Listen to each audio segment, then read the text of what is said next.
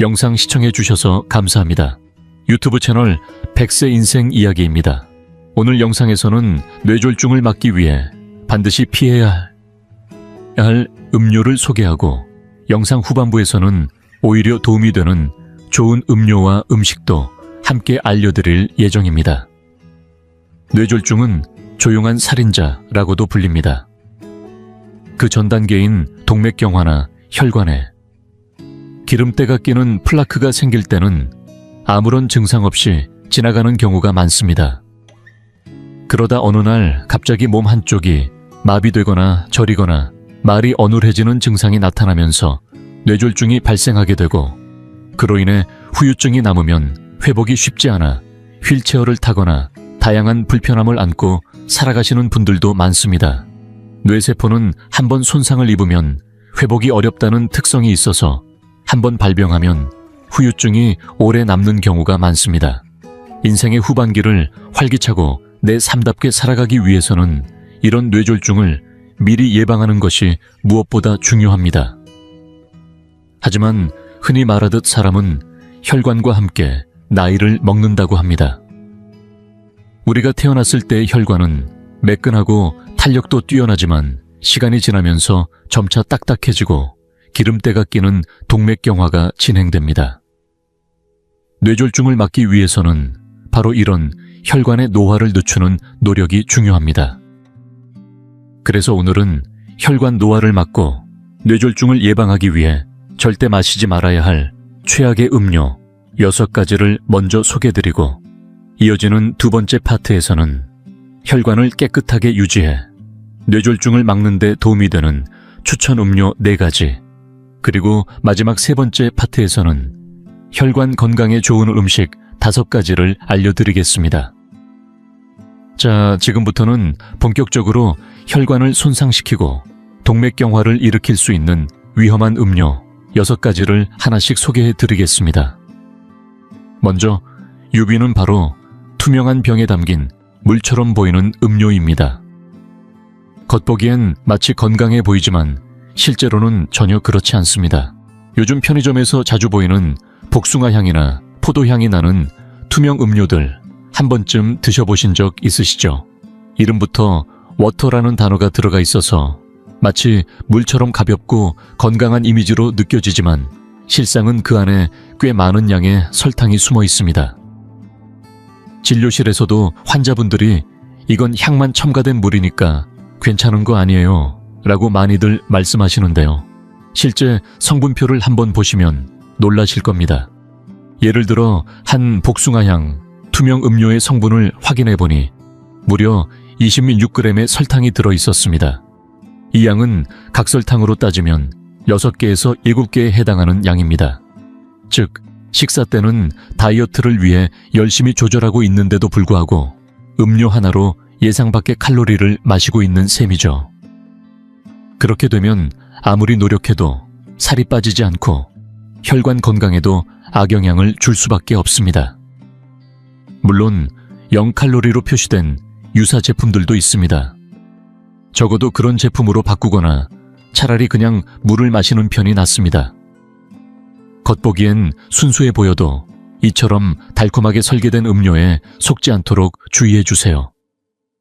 이어서 5위는 인공감미료가 들어간 음료입니다.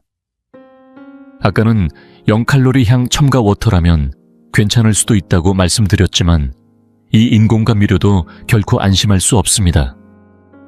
왜냐하면 칼로리는 없지만 건강에는 또 다른 위험 요소가 있기 때문입니다.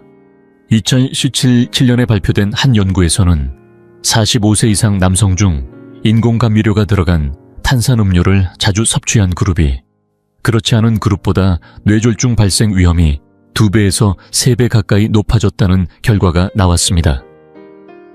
더 놀라운 건 같은 연구에서 치매 위험도 함께 증가한 것으로 나타났다는 사실입니다.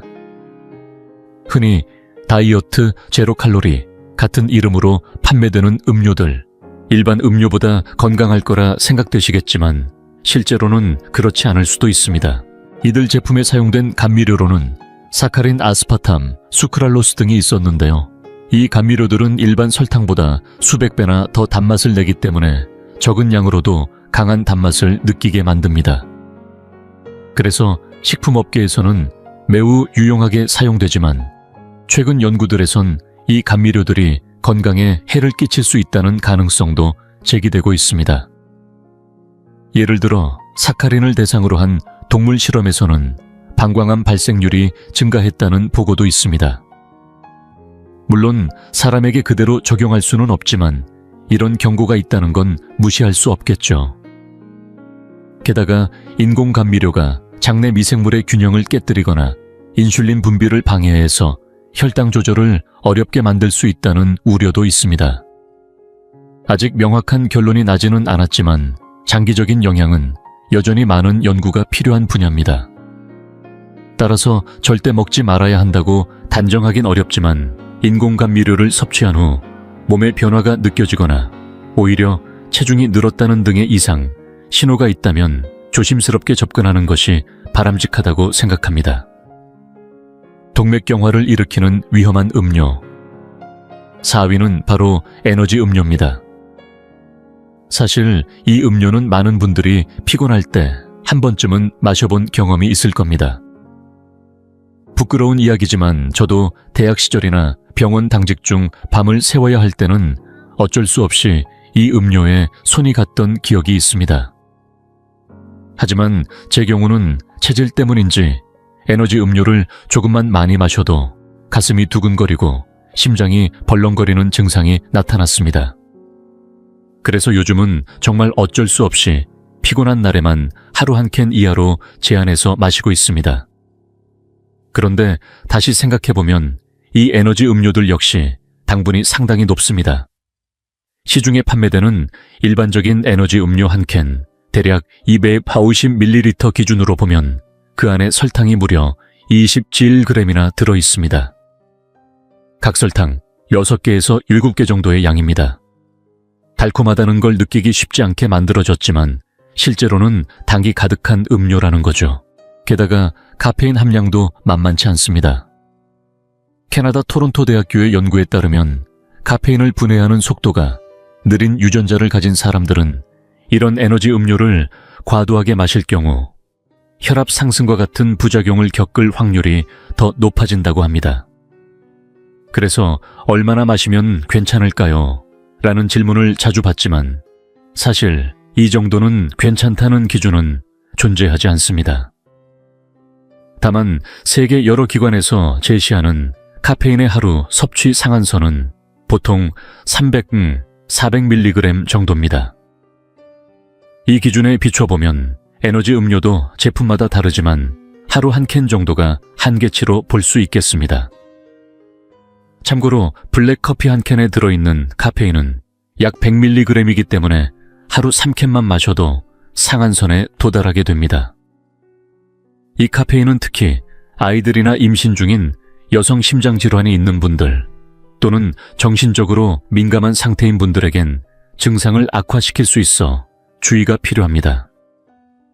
실제로 세계보건기구에서도 2001년에 임신 중인 여성이 카페인을 섭취할 경우 태에 어떤 영향을 줄지 안전성은 보장되지 않는다는 발표를 하기도 했습니다. 결국 에너지 음료는 달기도 하고 카페인도 높기 때문에 과용은 매우 위험할 수 있습니다. 제 의사 동료 중 한 명은 어느새 이 음료에 의존하게 되어 매일 하루 2캔씩 마시는 습관이 생겼습니다. 처음에는 필요할 때만 마셨겠지만 어느새 습관성으로 변한 거죠. 이것은 결코 가볍게 넘길 문제가 아닙니다. 저는 이 동료의 사례를 반면교사로 삼고 있습니다. 따라서 여러분께도 말씀드리고 싶습니다. 정말 피로가 극심한 날에만 하루 한 캔 이하로 줄이시고 고혈압이나 심장병 등 기저질환이 있으신 분들은 반드시 주치의와 상의 후에 섭취 여부를 결정하시는 것이 좋습니다. 당장은 괜찮아 보여도 반복된 누적은 결국 혈관에 부담을 주고 그 끝은 뇌졸중과 같은 치명적인 질환일 수 있기 때문입니다. 동맥경화를 일으키는 위험한 음료 3위는 바로 과일 주스입니다. 과일 주스라고 하면 대부분 건강에 좋다고 생각하시는 분들이 많습니다. 실제로도 많은 분들이 과일로 만든 거니까 당연히 건강하지 않을까라는 믿음을 가지고 계시죠. 하지만 이 과일 주스 안에는 우리가 예상치 못한 함정이 숨겨져 있습니다. 일단 시중에서 판매되는 과일 주스 중에는 단맛을 더 강하게 만들기 위해 설탕이 추가된 제품들이 많습니다. 게다가 100% 과즙이라고 적혀 있는 제품조차도 실제로는 농축 과즙을 물에 다시 희석한 농축 환원 방식으로 만들어진 것이 대부분입니다. 이 과정에서 과일에 원래 들어있던 당 성분이 더 높은 농도로 전환되거나 당이 변형되어 들어가는 경우도 많습니다. 그리고 이 과일 안에 자연스럽게 들어있는 당분, 즉 과당은 프럭토스라고 불리는데요. 일반 설탕의 주성분인 수크로스보다 훨씬 더 강한 단맛을 가지고 있습니다. 이 프럭토스는 거의 모든 가당 음료에 광범위하게 사용되고 있는데 문제는 이 성분이 우리 몸속의 콜레스테롤 수치를 끌어올릴 수 있다는 점입니다. 실제로 하루에 프럭토스를 20g 정도 섭취했을 때 총 콜레스테롤 수치가 상승했다는 연구 결과가 있습니다. 더 나아가 일일 100g 이상 섭취한 경우에는 총 콜레스테롤뿐 아니라 우리가 흔히 나쁜 콜레스테롤이라고 부르는 LDL 수치까지 올라간다는 보고도 있었습니다. 이는 한국인을 대상으로 한 연구에서도 유사한 결과가 나타났습니다. 결국 과일에 들어있는 당분이라고 해서 무조건 안전하거나 건강한 것은 아니라는 뜻입니다. 이와 같은 맥락에서 채소 주스 역시 조심해야 합니다. 여러분이 마시고 계시는 채소 주스도 막상 맛을 보면 생각보다 많이 달죠. 실제로는 일반 과일 주스 못지않게 당분이 높게 들어있는 경우가 적지 않습니다. 반드시 제품 뒷뒷면의 성분 표시를 확인하시고 칼로리와 당 함량을 체크해 보시기 바랍니다. 이 모든 이유로 저는 과일이나 채소는 가능한 한 그대로 먹는 것을 권장드립니다. 즙으로 만들면 손쉽게 섭취할 수는 있지만 그 과정에서 가장 중요한 영양소인 비타민이 손실되거나 파괴되고 섬유질도 거의 사라지게 됩니다. 그러니 오히려 건강에 더 이롭다고 보긴 어렵습니다. 물론 나는 정말 오렌지 주스를 좋아해서 가끔은 꼭 마셔야겠다 하시는 분들까지 말릴 생각은 없습니다. 저도 사실 가끔은 주스를 마십니다. 기분 전환용으로 가끔 마시는 건 오히려 삶의 즐거움이 될 수 있죠. 다만 습관적으로 혹은 갈증 해소용으로 아무 생각 없이 이런 주스를 마시는 것은 피하시는 게 좋습니다. 그것만 조절하셔도 뇌졸중이나 동맥경화 같은 혈관 질환의 위험을 줄이는데 큰 도움이 됩니다. 오늘부터는 냉장고를 열었을 때 무심코 손이 가던 단 음료 대신 물이나 무가당 차 같은 제로 칼로리 음료로 조금씩 바꿔보는 건 어떠실까요? 변화는 그렇게 사소한 습관 하나에서부터 시작됩니다. 동맥경화를 유발하는 음료 중 2위는 바로 술입니다. 먼저 말씀드리자면 저도 술을 전혀 안 마시는 사람은 아닙니다.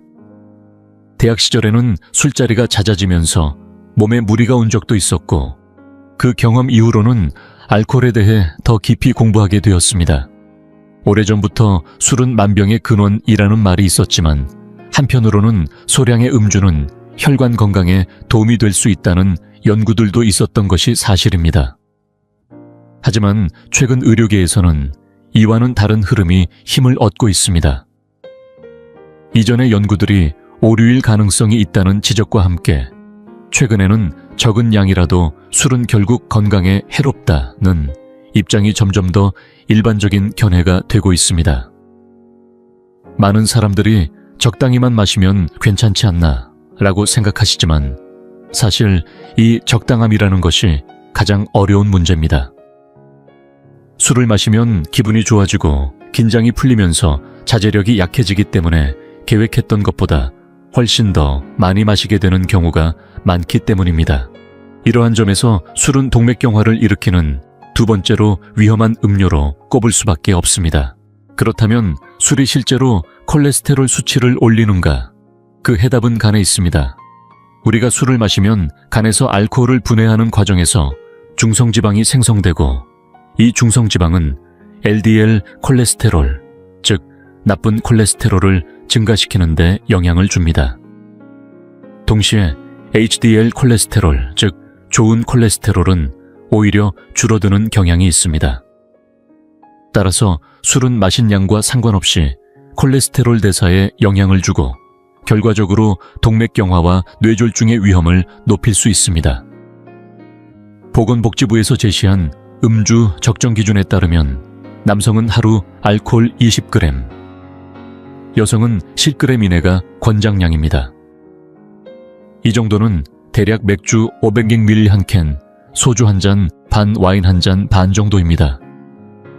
하지만 이런 기준도 어디까지나 건강한 일반인을 기준으로 한 수치이며 실제로는 개인의 체질과 질환 유무에 따라 훨씬 더 조심해야 할 수 있습니다. 술은 콜레스테롤 문제뿐 아니라 간 기능 저하 식도나 위장암의 위험 증가 등 다양한 문제를 동반합니다. 알코올로 인한 사회적 손실도 매년 수십조 원에 달하는 것으로 보고되고 있습니다.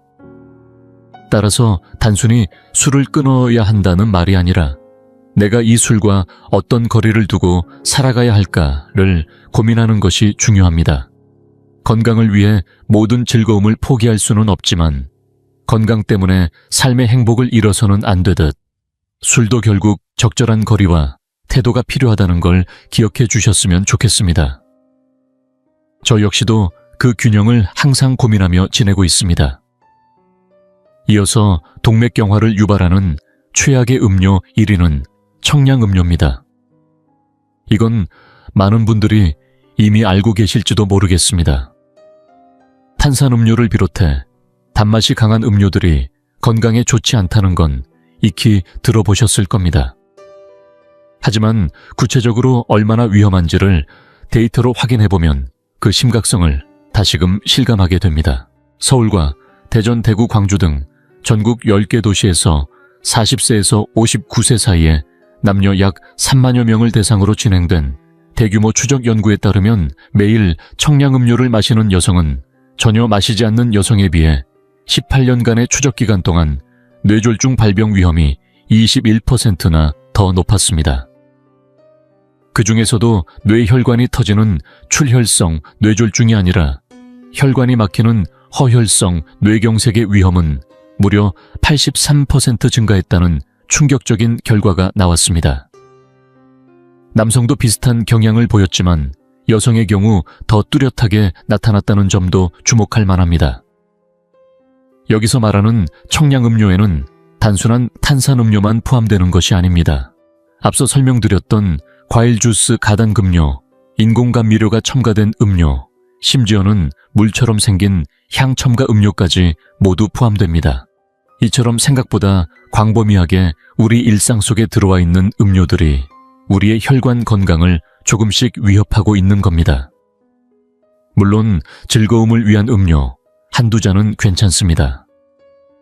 저도 가끔은 콜라나 과일 주스를 즐깁니다. 문제는 이런 음료를 매일 아무런 경계심 없이 마시는 습관입니다. 습관이 되면 위험이 됩니다. 당장은 아무렇지 않아 보여도 그것이 쌓이면 혈관을 손상시키고 언젠가는 뇌졸중이나 심근경색으로 이어질 수 있습니다.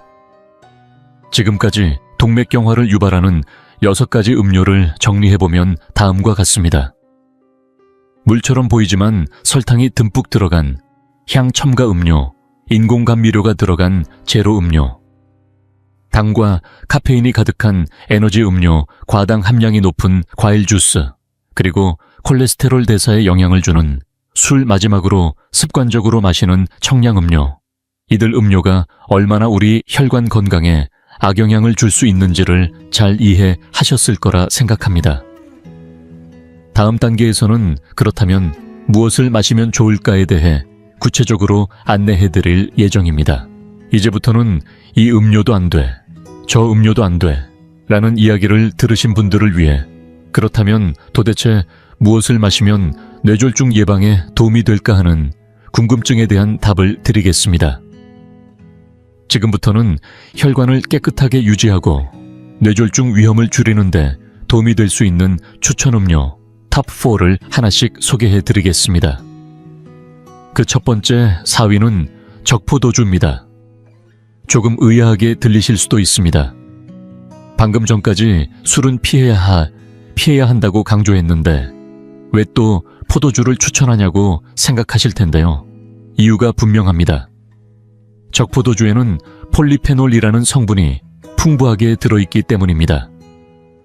이 폴리페놀은 식물이 자신을 외부 환경, 특히 자외선이나 해충으로부터 보호하기 위해 스스로 만들어내는 천연 항산화 성분입니다. 적포도주 외에도 녹차나 다양한 채소류에도 들어있는 이 성분은 최근 들어 여러 연구에서 뇌졸중 예방과 연관이 있다는 보고가 계속되고 있습니다. 조금 어려운 설명이 될 수도 있지만 간단히 말씀드리자면 이렇습니다. 뇌졸중 그 중에서도 뇌경색은 뇌 속의 혈관이 막히면서 혈류가 끊기고 그로 인해 뇌세포가 괴사하는 질환입니다.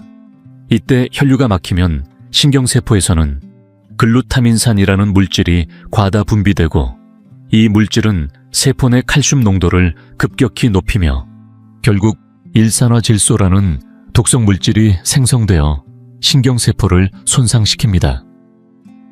그런데 바로 이 일련의 과정을 폴리페놀이 억제할 수 있다는 것이 국내 한 대학 연구팀의 분석입니다. 또 하나 중요한 이유가 있습니다. 지중해식 식단이라는 말 들어보신 적 있으시죠?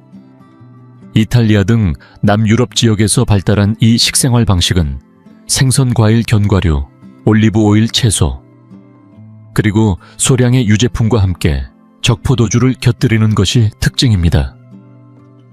이 식단은 심장병이나 뇌졸중뿐 아니라 치매의 위험까지 줄일 수 있다는 연구가 다수 존재할 정도로 전 세계에서 주목받고 있는 건강 식습관입니다. 바로 이 지중해식 식단의 중요한 한 축을 담당하는 것이 적포도주입니다. 물론 여기서도 중요한 건 적당히라는 전제입니다. 마시고 싶은 마음에 과하게 섭취하면 오히려 독이 되니 하루 한두 잔 이내로, 특히 음식과 함께 곁들이는 정도로 즐기신다면 평소 술을 좋아하시는 분들에게는 건강을 고려한 괜찮은 선택지가 될 수 있다고 생각합니다. 다음 순위에서는 좀 더 일상에서 실천하기 쉬운 음료들을 소개해 드리겠습니다. 계속해서 함께 해주세요. 뇌졸중 예방에 도움이 될 수 있는 추천 음료, 이번에는 3위입니다. 바로 염분이 들어있지 않은 음료입니다. 표현이 좀 어색하게 느껴지실 수도 있지만 쉽게 말씀드리면 염분 무첨가 음료 또는 소금이 없는 음료입니다. 요즘 편의점이나 마트에서 흔히 볼 수 있는 제품 중에는 열사병 예방용, 운동 후 필수처럼 홍보되는 음료들이 있는데요. 이 중에는 염분이 은근히 들어간 것들이 많습니다. 대표적으로 스포츠 음료도 포함됩니다. 문제는 이 염분이 뇌졸중 발생과 직접적으로 연결된다는 사실입니다. 소금이 많으면 혈압이 오르잖아요 라고 생각하신 분도 계시겠지만 그 이상으로 소금은 뇌혈관에 큰 부담을 줍니다.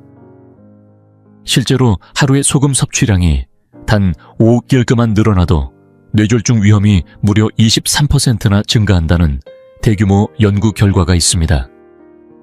참고로 라면 한 그릇에 들어있는 소금량이 대략 5기기 정도라고 보시면 됩니다. 하루에 라면 하나 더 먹는 셈인데 그만큼 미래의 건강에 치명적인 영향을 줄 수 있다는 거죠. 이런 맥락에서 마트에서 파는 솔트처럼 이름부터 염분이 강조된 음료 또는 갈증 해소의 최고라는 스포츠 음료들은 실제로 땀을 많이 흘린 경우나 탈수가 의심되는 상황이 아니라면 자주 마시는 건 피하셔야 합니다. 예를 들어 500ml짜리 시판 스포츠 음료 한 병에는 평균 0.5에서 1기인 정도의 소금이 들어있습니다. 생각보다 많은 양입니다. 또 한 가지 많은 분들이 좋아하시는 매실 다시마차. 저도 즐겨 마셨지만 짭짤한 그 맛 안에 숨어있는 소금 함량이 상당합니다. 한 잔에 약 1, 2의 정도나 들어있다는 분석도 있습니다. 세계보건기구는 성인의 하루 소금 섭취 목표치를 5g 미만으로 권장하고 있습니다. 그런데 이런 음료 한두 병만 마셔도 하루 권장량의 20% 이상을 마셔버리는 셈이죠. 더 심각한 건 우리의 식습관입니다. 특히 국물 문화가 있는 한국에서는 된장국이나 김치국을 하루 3번 마시는 경우가 많은데 된장국 한 그릇에 소금이 1기그 정도 들어있다고 가정하면 국에서만 벌써 3개. 남은 2기만 식사 전체에서 쓰라는 얘기인데 현실적으로 매우 어렵습니다. 그래서 저는 진료 중에 고혈압이나 뇌혈관 질환이 걱정되는 분들에게 이런 제안을 자주 드립니다. 국 대신 따뜻한 차나 따뜻한 물로 식사를 시작해보세요. 작은 실천이지만 염분 섭취를 줄이는데 큰 도움이 됩니다. 한국인은 원래 염분 섭취가 많은 편이기 때문에 최소한 마시는 것만큼은 무염을 원칙으로 삼는 것이야말로 뇌졸중 예방의 첫걸음이라고 생각합니다. 뇌졸중 예방에 도움이 될 수 있는 음료. 두 번째로 소개해드릴 음료는 바로 커피입니다. 조금 의외라고 느끼실 수도 있지만 커피에는 단순한 기회음료 이상의 가능성이 담겨 있습니다. 아까도 말씀드렸던 폴리페놀 성분 때문인데요. 커피 자체가 뇌졸중 예방에 긍정적인 영향을 줄 수 있다는 연구 결과들이 쌓이고 있습니다. 국립보건연구기관이 국내 성인 남녀 약 8만 명을 대상으로 13년에 걸쳐 진행한 장기 추적 연구에서는 하루 2잔 이상 혹은 주 3, 6회 정도 꾸준히 커피를 마신 사람들에게서 뇌졸중 발생 위험이 무려 13에서 22%까지 낮아졌다는 결과가 확인되었습니다. 이러한 효과는 단순히 뇌졸중뿐 아니라 혈관이 막히는 다양한 질환의 위험 감소와도 연결되어 있다는 점에서 놀라운 발견입니다. 물론 1단계에서 카페인의 주의점을 말씀드린 바 있습니다.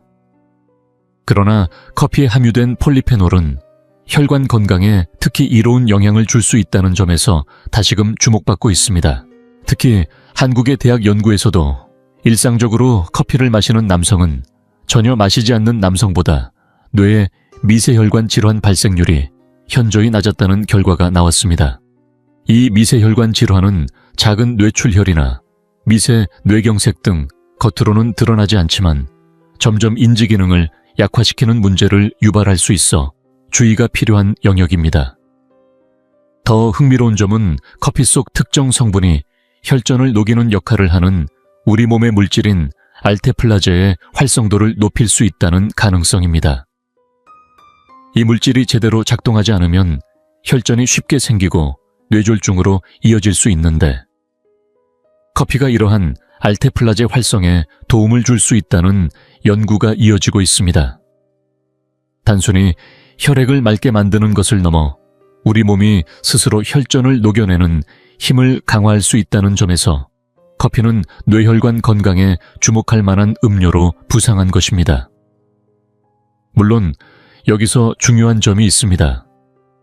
카페인의 과다 섭취는 오히려 건강에 해가 될 수 있기 때문에 커피는 하루 한두 잔 정도로 적정 섭취하는 것이 바람직합니다. 또한 고혈압이나 심장질환 같은 기저질환이 있는 분들은 반드시 주치의와 상의하여 섭취량을 조절하시는 것이 좋습니다. 이처럼 평범하게 마시던 커피 한 잔이 하루를 여는 즐거움뿐 아니라 우리 뇌의 건강까지도 챙길 수 있는 음료가 될 수 있다는 사실, 새롭게 느껴지시나요? 다음으로 소개해드릴 1위 음료는 아마 예상하셨을지도 모릅니다. 바로 물입니다. 하지만 단순히 물이라고 해서 가볍게 여기시면 안 됩니다. 그 이유를 지금부터 이어서 설명드리겠습니다. 뇌졸중 예방에 도움이 되는 음료 중에서 많은 분들이 예상하셨을 바로 그 음료. 1위는 물입니다. 너무 단순해서 의외라고 느끼실 수도 있지만 사실 물만큼 뇌 건강에 꼭 필요한 음료도 없습니다. 칼로리도 없고 당도 없으며 나트륨도 없는 이 물은 가장 순수하고 기본적인 생명의 원천이라 할 수 있습니다. 특히 분수령 뇌경색이라는 개념을 들어보신 분도 계실 텐데요. 이는 갑작스러운 탈수나 체내 수분 부족으로 인해 뇌의 특정 부위로 혈류 공급이 줄어들어 발생하는 뇌졸중의 일종입니다. 쉽게 말해 몸속 수분이 부족해지면 혈액이 진해지고 끈적해지며 이로 인해 혈관이 막히기 쉬워진다는 뜻입니다. 뇌졸중이나 심근경색의 발생 위험이 여름철 수분 부족과 밀접하게 연결되어 있다는 사실 알고 계셨나요? 실제로 우리나라에서도 폭염이 심한 여름철에는 단순한 열사병뿐만 아니라 뇌졸중 환자 수도 함께 늘어나는 경향이 있습니다. 많은 분들이 혈관 질환은 겨울에 잘 생긴다고 생각하시지만 탈수가 심한 여름에도 주의가 필요합니다. 그렇다면 수분 섭취는 꼭 물로만 해야 할까요? 물론 아닙니다.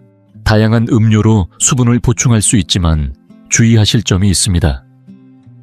예를 들어 커피, 녹차, 술 등은 이뇨작용이 있어 마셔도 체내에 수분이 남지 않고 오히려 배출되어 버릴 수 있습니다. 즉, 수분 보충의 입장에서는 플러스 마이너스 제로라고 보시면 됩니다. 그래서 진짜 수분 보충을 원하신다면 순수한 물이나 카페인이 없는 보리차 또는 무카페인 허브차 등이 훨씬 좋은 선택입니다. 특히 보리차는 카페인이 없어 부담 없이 마실 수 있고 미네랄도 풍부하게 포함되어 있어 수분 보충과 동시에 전해질도 채워줄 수 있는 좋은 음료입니다. 편의점이나 마트에서도 쉽게 구할 수 있고 요즘은 냉장 보관 없이도 오랫동안 보관 가능한 제품들이 많기 때문에 매일 마시기에 안성맞춤입니다. 그렇다면 하루에 어느 정도의 수분을 섭취해야 할까요? 일반적으로는 하루 2리터 정도가 권장되지만 우리가 먹는 음식에도 꽤 많은 수분이 포함되어 있기 때문에 실제로는 하루에 물만으로 1리터 정도 마시면 충분한 경우가 많습니다. 다만 한여름철 땀을 많이 흘리는 날 혹은 외부 활동이 많은 날에는 이보다 더 많은 수분을 챙겨야 하며 특히 노년층에서는 갈증을 인지하는 능력이 낮아져 탈수 위험이 높아질 수 있으니 의식적으로 수분을 섭취해주는 것이 중요합니다. 지금까지 내용을 잠깐 정리해 보겠습니다. 뇌졸중을 예방하는 데 도움을 줄 수 있는 음료 탑4, 4위는 폴리페놀을 함유한 적포도주, 3위는 나트륨이 없는 순한 음료, 2위는 폴리페놀과 항혈전 작용이 기대되는 커피, 그리고 1위는 바로 물이었습니다. 단순하지만 강력한 효과를 가진 물 한 잔이 여러분의 혈관 건강을 지키는데 큰 역할을 할 수 있다는 점 기억해 두시면 좋겠습니다. 뇌졸중 예방에 도움이 되는 식품 5가지 중에서 4위는 바로 생선입니다. 생선이 몸에 좋다는 말은 귀에 못이 박히도록 들어보셨을 텐데요. 저희도 여러 영상에서 생선이 심장과 혈관 건강에 얼마나 중요한지 자주 말씀드렸습니다. 그런데 여기서 한 가지 더 강조드리고 싶은 건 생선이 뇌졸중의 위험을 낮추는 데에도 분명한 도움이 된다는 사실입니다. 그 핵심은 바로 등푸른 생선에 풍부한 EPA와 DHA라는 성분입니다. 이들은 앞서 올리브유에서 설명드린 불포화 지방산의 일종으로 흔히 오메가3 지방산이라 불리는 물질입니다. 오메가3 지방산에 대한 연구는 수십 년간 꾸준히 이루어져 왔고 그 효과도 다양하게 밝혀졌습니다. 중성지방 수치를 낮추고 혈액 속의 나쁜 콜레스테롤은 줄이며 좋은 콜레스테롤은 높여주는 작용이 있습니다. 혈압을 안정시키는 데에도 도움을 줄 수 있고 심박수도 일정하게 유지되도록 돕는 역할을 한다는 보고도 있습니다. 최근에는 오메가3가 우울증 치료의 보조 요법으로도 활용되며 치료 성과를 향상시켰다는 연구 결과도 있습니다. 과거에는 생선 기름이 두뇌 발달에 좋다는 말로 알려졌지만 정확히 말하면 인지기능 향상보다는 전반적인 뇌혈관 건강에 유익하다는 것이 맞습니다.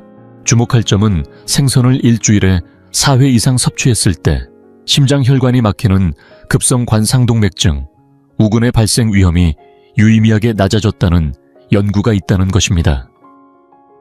더 나아가 섭취량이 많아질수록 위험도는 계속해서 낮아졌다고 하니 매주 한 끼 정도만이라도 고기를 생선으로 바꾸는 것이 혈관 건강에 도움이 된다는 이야기입니다.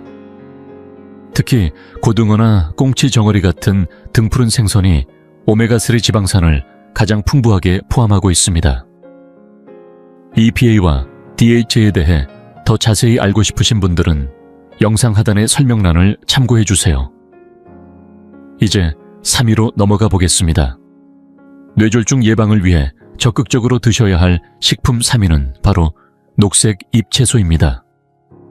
물론 채소가 건강에 좋다는 건 누구나 알고 계시지만 이 중에서도 시금치, 청경채, 케일 같은 짙은 녹색 잎채소는 뇌혈관 건강에 특히 좋은 영양소를 가지고 있습니다. 그중 핵심 성분은 바로 질산염이라는 물질입니다. 이 질산염이 우리 몸에 들어오면 일산화질소로 변환되며 이 물질이 혈관을 부드럽게 확장시키고 혈압을 낮추는 데 도움을 줍니다. 2021년에 발표된 연구에서는 하루에 최소 60mg의 식이성 질산염을 꾸준히 섭취한 사람들은 그렇지 않은 사람들보다 뇌졸중의 발생 위험이 약 17% 낮았다고 보고되었습니다. 이 수치는 대략 큰 접시, 한 젖분량의 잎채소에 해당합니다. 게다가 녹색 잎채소는 혈압과 콜레스테롤을 낮춰줄 뿐 아니라 위암 등 여러 종류의 암 위험까지 낮춰주는 것으로 알려져 있습니다. 저는 개인적으로 이런 채소들을 무침 형태로 많이 먹습니다. 살짝 데쳐서 간장이나 된장으로 무치면 부피가 줄어들기 때문에 많은 양을 쉽게 먹을 수 있습니다. 또 시금치는 된장국에 넣어도 맛있고 볶음 요리나 스무디로 활용해도 좋습니다. 중요한 건 매일 조금씩이라도 꾸준히 섭취하는 습관입니다. 여러분만의 드시는 방법이 있다면 댓글로 나눠주세요. 다양한 방식이 공유될수록 더 많은 분들에게 도움이 될 수 있습니다. 뇌졸중을 막기 위한 추천 음식 5가지 중 제 2위는 바로 견과류입니다. 이 견과류에 대해서는 저희 100세 인생 이야기 채널에서도 수없이 강조해 드렸습니다. 간식으로 과자나 빵 대신 작은 봉지에 담긴 견과류를 챙기라고 말씀드린 기억 있으시죠? 이 습관 하나가 뇌졸중 예방에도 큰 도움이 된다는 사실 알고 계셨나요? 견과류는 미래에 혈관이 막히는 위험을 낮춰줍니다. 한국 성인 남녀 약 4만 7천여 명을 대상으로 한 연구에서 식습관과 장기적인 뇌졸중 및 심혈관 질환의 연관성을 분석했습니다. 그 결과 견과류를 가장 많이 섭취한 집단은 그렇지 않은 집단에 비해 뇌졸중 발생률이 무려 20%나 낮았다고 보고되었죠. 단지 견과류를 먹는 것만으로 왜 이런 결과가 나타났을까요? 앞서 말씀드린 것처럼 견과류 속 지방은 불포화 지방산입니다. 이 성분은 몸에 해로운 LDL 콜레스테롤을 낮추고 오히려 좋은 HDL 콜레스테롤은 높여주는 역할을 합니다. 게다가 견과류는 비타민과 미네랄이 풍부하다는 강점도 있습니다. 비타민 E는 혈관을 노화로부터 지켜주는 항산화 작용을 하며 칼륨과 마그네슘은 혈압을 안정시켜주는 중요한 미네랄이죠. 이런 복합적인 효과가 혈류 개선과 혈압 안정으로 이어지면서 결국 뇌졸중의 위험을 낮추는 데 기여하는 것입니다. 여기서 끝이 아닙니다. 견과류의 또 다른 강점은 풍부한 식이섬유입니다. 이 식이섬유는 장내 환경을 정돈해주고 나쁜 콜레스테롤의 흡수를 억제하는 데도 도움을 줄 수 있습니다. 또한 유익균의 먹이가 되어 장 건강을 지켜주고 변비 개선에도 효과가 있다는 점도 빼놓을 수 없죠. 그러니 출출할 때 단 것을 찾기보다는 견과류를 한 줌 드셔보세요. 고소한 향과 바삭한 식감 덕분에 씹는 즐거움이 있고 몇 알만 먹어도 포만감이 꽤 오래 갑니다. 그리고 호두 캐슈넛, 아몬드 헤이즐넛 등 종류도 다양해서 매일 조금씩 바꿔가며 먹으면 쉽게 질리지 않아요. 직접 해보시면 그 매력을 더 잘 느끼실 수 있을 겁니다. 다만 한 가지 주의할 점도 있습니다. 시중에 판매되는 견과류 중에는 기름에 튀기거나 소금이 첨가된 제품들도 많은데요. 이런 제품은 오히려 과도한 지방이나 염분 섭취로 이어질 수 있어 권장드리지 않습니다. 가능하면 소금이나 기름이 첨가되지 않은 볶지 않은 자연 그대로의 견과류를 선택하시는 것이 좋습니다. 건강을 지키기 위한 습관, 오늘부터 바로 시작해보세요. 뇌졸중 예방에 도움이 되는 음식 마지막 1위는 바로 고카카오 초콜릿입니다. 이 순위가 의외라고 느끼신 분도 계실 겁니다. 저 역시 처음엔 조금 놀랐습니다. 초콜릿은 단순한 간식으로는 당분이 많아 주의가 필요하지만 카카오 함량이 높은 초콜릿은 전혀 다른 이야기입니다. 카카오에는 플라보놀이라는 폴리페놀 성분이 풍부하게 들어있는데 이 성분이 혈관이 막히는 것을 막아줄 가능성이 크다는 연구 결과들이 속속 나오고 있습니다. 건강을 위해 초콜릿을 드시고자 한다면 적어도 카카오 함량이 60에서 70% 이상인 제품을 선택하시는 것이 좋습니다. 요즘 마트에 가면 다크 초콜릿이라는 이름으로 팔리는 제품들 중에도 실제로는 카카오 함량이 30% 정도에 불과한 것도 많기 때문에 반드시 성분 표시를 확인하셔야 합니다. 그렇다면 플라보놀은 우리 몸에 어떤 작용을 할까요? 핵심은 바로 일산화질소입니다. 플라보놀은 체내에서 일산화질소 생성을 도와주는데 이 일산화질소는 혈관을 확장시키고 혈압을 낮춰주는 중요한 역할을 합니다. 실제로 여러 연구에서 일주일에 3번 이상 고카카오 초콜릿을 섭취한 사람들에게서 혈압이 낮아지고 심장혈관 질환의 위험이 9% 줄어들었다는 결과도 발표되었습니다. 또 플라보놀은 뇌혈류를 증가시켜 인지기능 유지에도 긍정적인 영향을 줄 수 있다고 알려져 있습니다. 뿐만 아니라 LDL 콜레스테롤을 낮추고 HDL 콜레스테롤, 즉 좋은 콜레스테롤을 높여줄 수 있다는 점도 주목할 만합니다. 물론 제품에 따라 설탕 함량이 높고 칼로리가 높은 경우도 있으니 될 수 있는 대로 카카오 비율이 높은 것을 고르시길 권해드립니다. 하지만 처음부터 90% 이상의 초콜릿을 드신다면 그 쓴맛에 깜짝 놀라실 수도 있습니다. 저도 처음엔 이걸 어떻게 먹나 싶을 정도로 쓴맛에 당황했지만 속는 셈 치고 계속 먹어봐라는 지인의 말에 조금씩 먹어봤습니다.